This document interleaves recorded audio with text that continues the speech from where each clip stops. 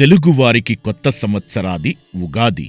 ఇది వసంత ఋతువు ఆగమనానికి సంకేతం, నవ వసంతానికి నాందీవచనం. మన పండుగలలో, ఉత్సవాలలో, సంప్రదాయాలలో, ఆచారాలలో మానవ జీవితానికి, ప్రకృతికి విడదీయరాని సంబంధం ఉంటుంది. అలా ప్రకృతిలోంచి పుట్టిన పండుగే ఉగాది.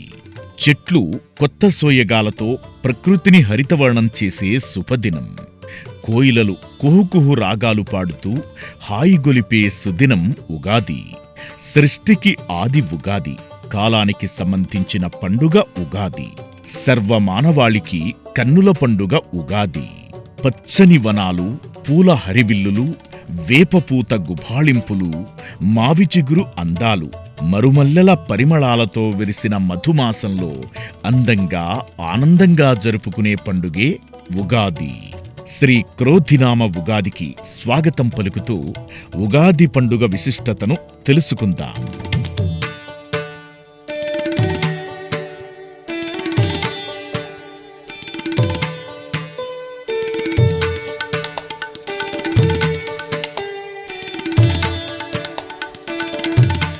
కాలం వేగంగా పరుగు తీస్తుంది. ఎన్ని సంవత్సరాలు గతించినా కాలానికి వయసు పెరగదు, వార్ధక్యం రాదు. అలాంటి కాలం యొక్క వేగాన్ని సులభంగా లెక్కించడానికి మన ఋషులు ప్రభవ విభవ పేర్లతో 60 సంవత్సరాలను, చైత్రం, వైశాఖం అనే మాసనామాలను, పాడ్యమి, విధియాది తిథులను నిర్ణయించి కాలగమనాన్ని లెక్కించడం ప్రారంభించారు. ఈ కాలగమనంలో చైత్రమాస శుక్ల పాడ్యమిని ఉగాదిగా జరుపుకుంటాం. కాలగణితం ప్రారంభమైన రోజే ఉగాది. ఈ ఉగాది రోజునే చతుర్ముఖ బ్రహ్మ సృష్టిని ప్రారంభించాడు. అదే నవయుగానికి నాంది. మన భారతీయ సంప్రదాయం ప్రకారం యుగ యుగమునకు ఆది కాబట్టి ఉగాది అని పిలుచుకుంటాం. మామిడి చిగురు తిన్న కోయిలల గానాలు, సాయం సంధ్యల్లో మరుమల్లెల పరిమళాలు, గిలిగింతలు పెట్టే వసంత సమీరాలు, వెండి వెన్నెలను కురిపించే చందమామ అందాలు అన్నీ ఈ పండుగకు ప్రత్యేకతలే.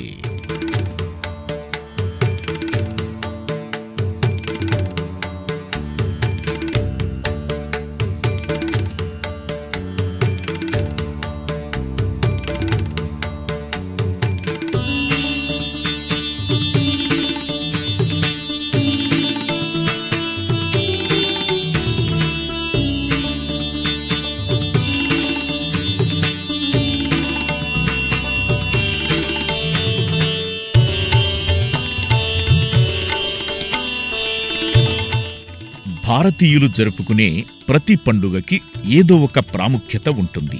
అలాగే ఉగాది కూడా ప్రాముఖ్యత ఉంది. ప్రతి సంవత్సరం చైత్రశుద్ధ పాడ్యమి నాడు ఉగాది పండుగను తెలుగు ప్రజలు అత్యంత ఘనంగా జరుపుకుంటారు. ఉగస్య ఆది ఉగాది.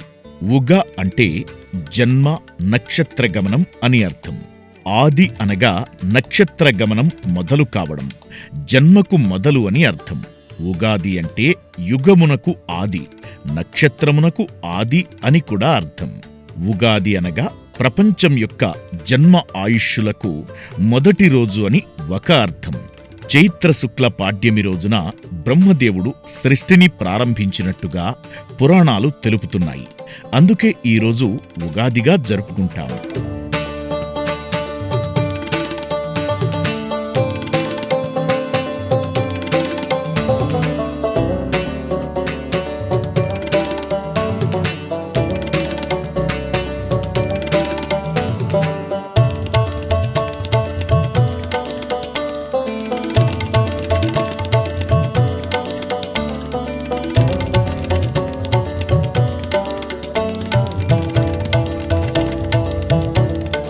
మన పురాణాల్లో వేదాలను హరించిన సోమకుని వధించి మత్స్యావతారధారి అయిన విష్ణువు వేదాలను బ్రహ్మకు అప్పగించిన రోజునే ఉగాదిగా ఆచరణలోకి వచ్చినట్టు పురాణాలు చెబుతున్నాయి. శాలివాహన చక్రవర్తి చైత్ర శుక్ల పాడ్యమి నాడే పట్టాభిషిక్తుడై తన శౌర్య పరాక్రమాలతో శాలివాహన యుగకర్తగా భాసిల్లిన కారణంతో ఆయనకు స్మృతిగా ఉగాది ఆచరించబడటం చారిత్రక వృత్తాంతం. అంతేకాకుండా వసంత ఋతువు కూడా ఈ సమయంలోనే మొదలవుతుంది. అందుకే కొత్త జీవితానికి నాందిగా ఉగాది పండుగను జరుపుకుంటారు.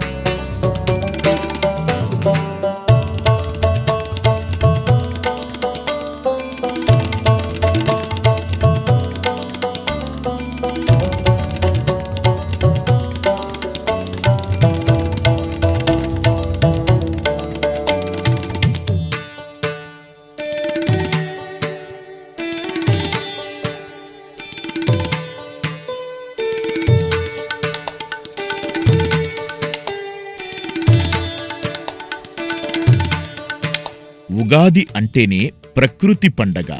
ఈ రోజు నుంచే తెలుగువారికి కొత్త సంవత్సరం ప్రారంభమవుతుంది. తెలుగు ప్రజలు ఎంతో ఘనంగా నిర్వహించుకునే ఈ పండుగను కర్ణాటక, మహారాష్ట్రల్లో కూడా ప్రత్యేకంగా జరుపుకుంటారు. తెలంగాణ, ఆంధ్రప్రదేశ్ రాష్ట్రాల్లో ఉగాదిగా, మహారాష్ట్రలో జరుపుకునే ఉగాదిని గుడిపడ్వాగా పిలుస్తారు. వాళ్ళు మనలాగే చైత్రశుద్ధ పాడ్యమి నాడు కొత్త సంవత్సరానికి స్వాగతం పలుకుతారు. పాడ్యమిని మరాఠీలో పడవా అంటారు. గుడి అంటే ధ్వజం. వెదురు పుల్లకు పట్టు వస్త్రం చుట్టి పూలతో అలంకరించి పైన వెండి లేదా కంచు పాత్ర బోర్లిస్తారు. ఈ జెండాలాంటి ఆకారాన్ని బ్రహ్మధ్వజానికి ప్రతీకలా భావించి కొలుస్తారు. మన తెలుగువాళ్లలాగే బ్రహ్మ ఈ ఉగాది రోజే సృష్టి ఆరంభించాడని వాళ్ళు నమ్ముతారు. అంతేకాకుండా షడ్రుచులతో ఉగాది పచ్చడి చేసి పండితుల పంచాంగ పఠనం కూడా వింటారు.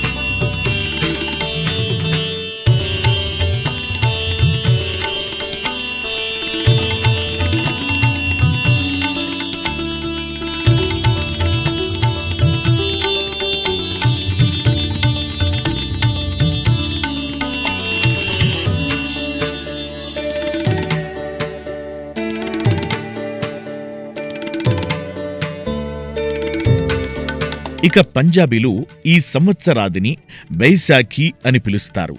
వైశాఖిని మన సంక్రాంతిలా చేస్తారు. పంట చేతికొచ్చే సమయంలో పొలాల్లో ఆటాపాటలతో కోలాహలంగా నిర్వహిస్తారు. కొత్తగా పండిన గోధుమలను పిండి పట్టించి ఆ పిండితో రొట్టెలు చేసి బెల్లం, నెయ్యి కలిపి ఆరగిస్తారు. సాయంత్రాల్లో పంట కొట్టిన తుప్పతో పెద్ద మంటలు వేసి వాటి చుట్టూ స్త్రీ పురుషులు భాంగ్రా, గిద్దా నృత్యాలు చేస్తారు.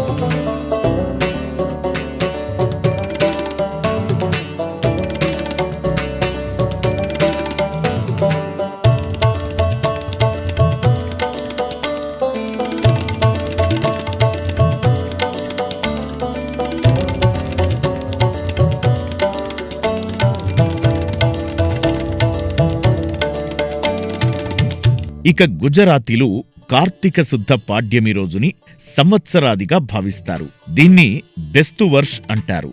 అప్పుడే పండిన ధాన్యాలతో ఆహారం, తీపి పదార్థాలు ఓ పళ్ళెంలో దేవుని ముందు కొండలా పెట్టి గొంతెత్తి పాటలు పాడి ఈ పర్వదినాన దాన్ని ప్రసాదంలో తీసుకుంటారు.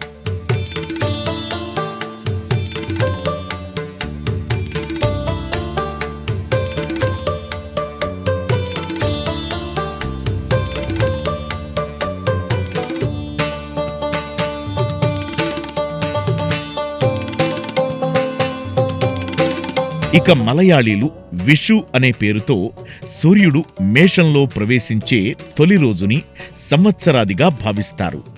తమిళులు పుత్తాండు అనే పేరుతో, సిక్కులు వైశాఖిగాను, బెంగాలీలు పోయిలా బైశాఖ్గాను, ఇలా ఒక్కో రాష్ట్రంలో ఒక్కో పేరు, ఒక్కో సంప్రదాయంతో కొత్త సంవత్సరానికి స్వాగతం పలుకుతారు.